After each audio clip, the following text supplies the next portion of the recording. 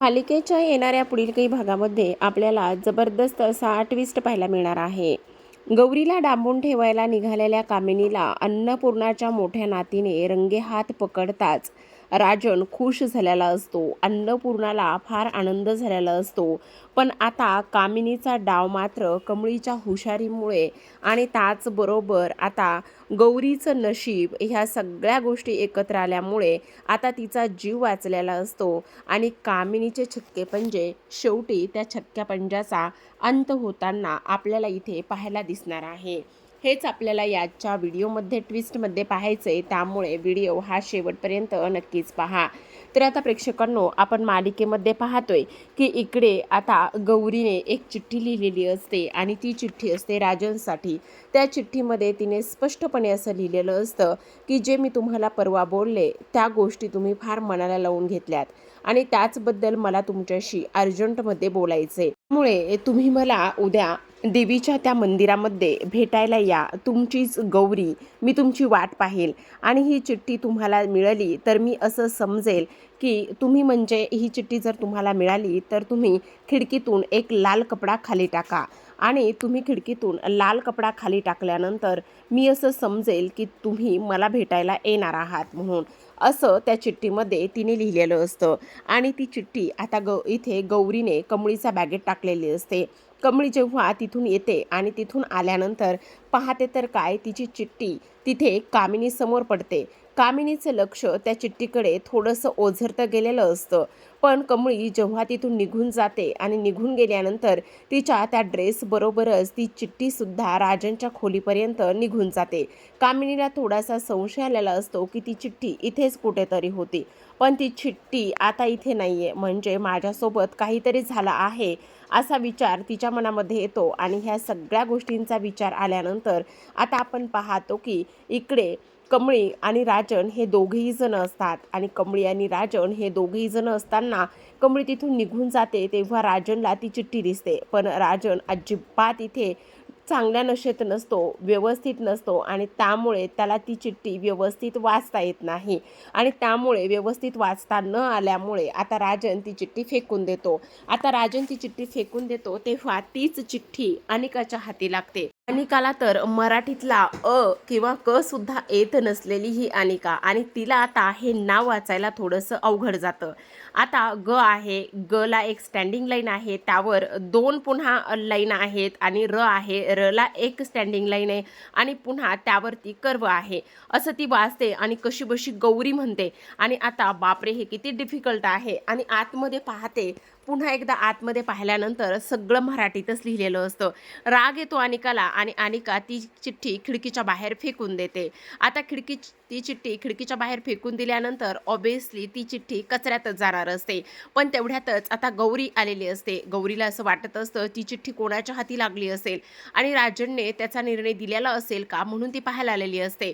आता इकडे ती चिठ्ठी इथे ज्या काम करणारे मावशी काका आहेत ते कचरा गोळा करत असतात आणि कचरा गोळा करत असताना ती चिठ्ठी उचलतात आणि कचरा कुंडीमध्ये ती चिठ्ठी फेकून देतात. आता त्या चिठ्ठीचा गोळा झालेला असतो आणि ती चिठ्ठी कचरा कुंडीमध्ये फेकून दिल्यानंतर इकडे आता गौरी बाहेर आलेली असते.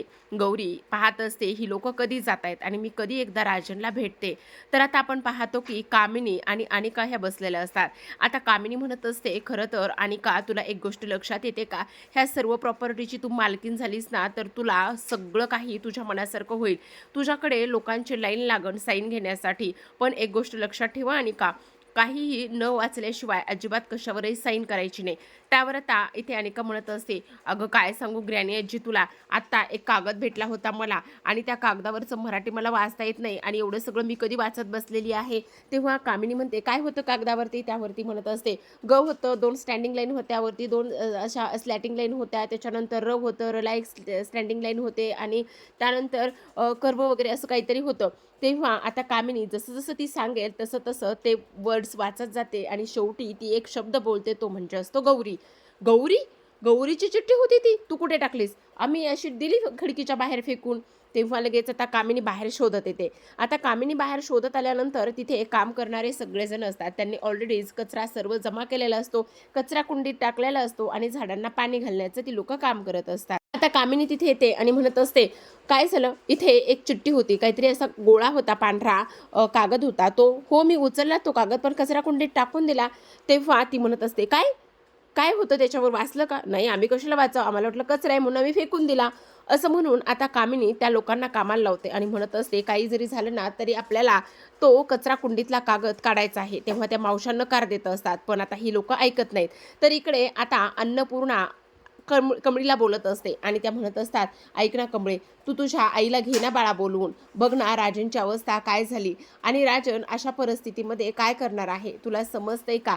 हे बघ, राजनची काळजी आपण घेतली पाहिजे. तो तुझा बाबा आहे ना, तू आल्यापासून त्याला आनंद आहे, पण तरीसुद्धा तुझ्या आईला एकदा बोलवून घेतेस का? असं इकडे आता ती लोकं बोलत असतात. तेवढ्यातच आता कामिनी ती सगळी चिठ्ठी वगैरे शोधत असते. कामिनीला तर ती चिठ्ठी सापडते, पण सापडल्याबरोबर इकडे आता गौरी राजनच्या खोलीकडे जाणार असते आणि राजनच्या खोलीकडे पदर घेऊन गौरी जाते. तेवढ्यातच कामिनीचं लक्ष त्या गौरीकडे जातं आणि कामिनीचं लक्ष गौरीकडे गेल्यानंतर लगेचच ती म्हणत असते, ए थांब, कोण आहेस तू? थांब तिथेच. तुझी ह्या घरामध्ये घुसण्याची हिंमत कशी झाली? तू तर अनोळखी आहेस, इथे आतापर्यंत आम्ही तुला कधीच पाहिलं नाही, तू आत्ताच्या आत्ता तिथेच थांब. असं म्हणून कामिनी आता दबाव टाकते आणि गौरीला तिथेच थांबवते. दुसऱ्या बाजूला ह्या दोघी आजींना त्या बोलत असतात आणि ह्यांच्या कानावर कसला तरी आवाज येतो, कारण अन्नपूर्णा फार जास्त हतबल झालेल्या असतात. राजनची अवस्था त्यांना पाहत नाही आणि त्यामुळेच त्या कमळीकडे ही रिक्वेस्ट करत असतात. आता लगेचच गौरी इथे पदर काढत नसते, पण कामिनी आता कुठे गप्प बसते. कामिनी म्हणत असते, काय सांगते तुला, काढ लवकर पदर, तू आहेस कोण आणि आमच्या घरामध्ये घुसण्याचा कसा काय प्रयत्न करतेस? काढ म्हणते ना, काढ म्हणते ना. असं म्हटल्याबरोबर आता शेवटी ती काढत नसते पदर, पण कामिनी तिचा पदर खेचते. पाहते तर काय, समोर गौरी असते. गौरीला समोर पाहिल्यानंतर कामिनीच्या तळपायाच्या मस्तकाला जाते, पायाखालची जमीनच सरकते. आता कामिनीला एका पॉईंटला काय करावं आणि काय नाही ह्या गोष्टी समजत नसतात, पण तरीसुद्धा कामिनी अगदी डोकं चालवते आणि पटकन तिचं तोंड पुन्हा झाकून टाकते आणि तोंड झाकून टाकल्यानंतर तिचा हात लगेचच ती पिरगळते आणि सगळ्या नौकर लोकांना आतमध्ये जायला भाग पाडते. गौरी म्हणत असते, सोडा सोडा आत्याबाई, सोडा मला, सोडा मला, मारू नका, सोडा मला, राजनला भेटायचंय, सोडा म्हणते तुम्हाला, सोडा म्हणते. आता बाहेर खूप जास्त मोठा कांगावा आरडाओरडा सुरू असतो. तेवढ्यातच ह्या दोघींचा आवाज आता आतमध्ये बसलेल्या अन्नपूर्णा, राजन आणि त्याचबरोबर कमळी ह्या तिघांना सुद्धा जातो. कमळी म्हणत असते, आजी काहीतरी बाहेर कसला तरी आवाज येतोय, हे बहुतेक ना कोणाचा आवाज आहे, ओळखीचा वाटतोय, कोण असेल हा आवाज? ना कामिनी म्हणजे कडू आजीचा पण आहे, पण आणखी कोणाचा तरी आवाज आहे, जाऊन बघूया का? त्यावरती लोक धावतच बाहेर येतात. आता आजीला आणि राजनला यायला थोडासा वेळ लागतो, पण कमळी धावतच बाहेर आलेली असते आणि धावतच बाहेर आल्यानंतर इकडे आता लगेचच कामिनीने गौरीचा हात पिरगाळण्याचा प्रयत्न केलेला असतो. तिला ती त्रास देत असते. गौरी गयावया करत असते, विवळत असते आणि माझा हात सोडा, माझा हात सोडा म्हणून ओरडत असते. तेवढ्यातच आता तिथे कमळी येते आणि म्हणत असते, कडू आजी. पण कमळीने मात्र गौरीचा आतापर्यंत चेहरा पाहिलेला नसतो. आता कडू आजी म्हटल्याबरोबर इकडे लगेचच कामिनीला काय करावं आणि काय नाही ह्या गोष्टी सुचत नाहीत. तेवढ्यातच अनिका सुद्धा तिथे येते. अनिका म्हणत असते, ग्रॅनी आजी तू काय करतेस? ग्रॅनी आजी तू काय करतेस? सोड सोड. तेवढ्यातच अनिकाचा पाय निसटतो आणि तिथेच ती झाडात पडते. तर आता कमळी लगेचच गौरीचा चेहरा पाहते. गौरीचा चेहरा पाहिल्याबरोबर ती तिचा हात हातात घेते आणि कामिनीवर आवाज चढवत असते. तेवढ्यातच तिथे राजन आणि त्याचबरोबर अन्नपूर्णा हे दोघेही जण आलेले असतात. राजन आणि अन्नपूर्णा ह्या दोघांनीही आता ह्या गौरीला आणि त्याचबरोबर कमळीला असं पाहिलेलं असतं आणि त्यामुळे त्याला फार आनंद झालेला असतो. तर प्रेक्षकांनो, पाहत रहा कमळी.